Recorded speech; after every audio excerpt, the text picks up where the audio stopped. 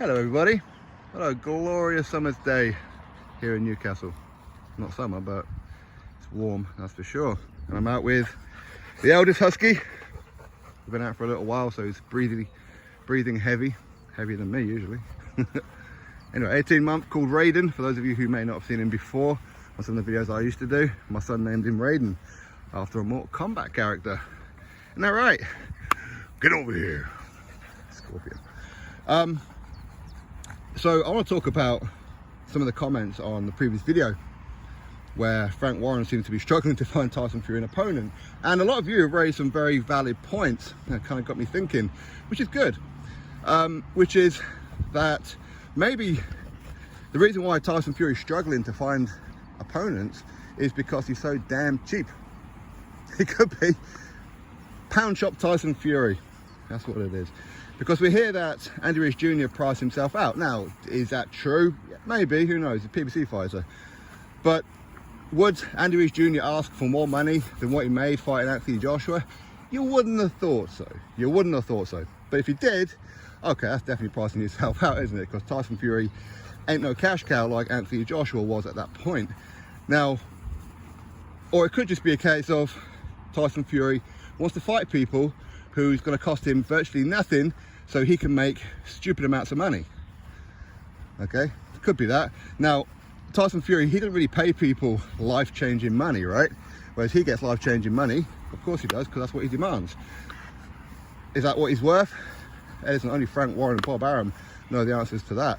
But ultimately, when you look at, say, some of the fighters that he has fought, okay, a couple of them have made life-changing money. For example, Dillian White. He made life-changing money. Was it 7 or 8 million that he made? Now, again, that was because of the purse bid. All right, he was mandated. They tried to pay Dillian White a smaller amount beforehand. Hey, it's what it is. Listen, it's business, okay? You can't knock him for it. He fought Derek Chisora last time. Why? Because Frank Warren said he was the highest rated opponent that was available. He was going down the box rec list. I know, box rec, right? When Tyson Fury WBC heavyweight champion. So basically, he paid Chisora a couple of mil, whatever it is, 3 or 4 million. But yet, Tyson Fury made how much? About 25 million, something like that. Now, of course, Tyson Fury's biggest payday is, of course, against Dillian White. Again, because of that purse bid situation. Now, did Wilder get paid a lot of money? Yeah, he did.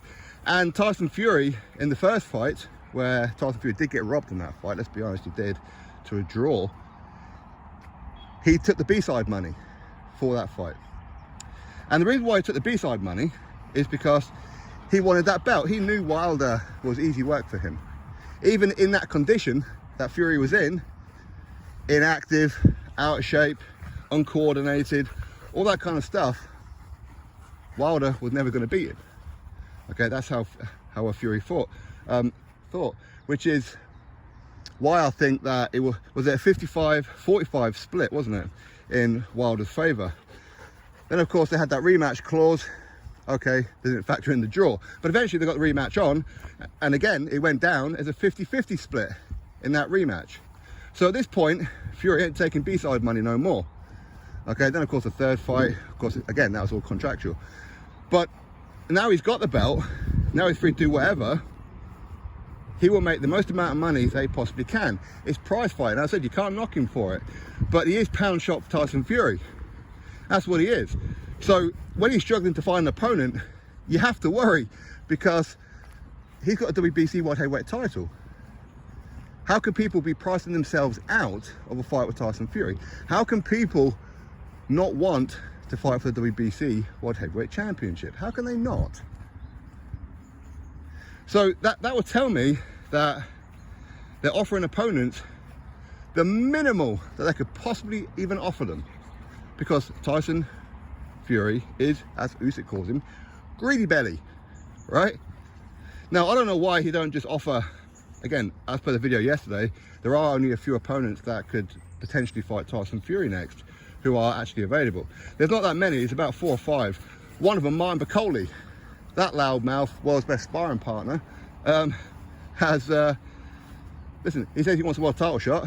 Well, there it is, right there. Fury, why don't you offer Martin Bacoli the fight? Ben Shalom and Frank Warren, they've worked together before with Joe Joyce and Joseph Parker. No reason why they can't work together again. Why not? Is there any reason in the world why not? But Fury will just go down the list to see who's available and who's going to cost the cheapest. Now, when Anthony Joshua fights, he pays his opponents life-changing money. Life-changing money. As a voluntary, he paid Andy Reese Jr. $7 million. As a voluntary. Didn't have to. He could have offered him 1 million, 2 million, however, okay, but he didn't. 7 million. If Fury offering people 7 million and above as voluntaries, not a chance. Dillian Whyte got that because the WBC pretty much screwed him over with the purse bid, right? Hey, it is what it is, boxing politics, what can you do? So yeah, I think Tyson Fury is pound shop Tyson Fury. We'll look at the easiest opponent for the least amount of money. That's how it will be. What are you doing? Oh, go for a slash. Now he's moonwalking. Yeah. So it's going to be interesting to see who he fights next. Frank Warren's pretty adamant that he's going to fight someone. Could it be Emmanuel Char? It shouldn't be. He's not ranked in the WBC. So if Fury ends up fighting, say, Emmanuel Char, then you know some corruption is involved because he can only fight people in the top 15 of the WBC.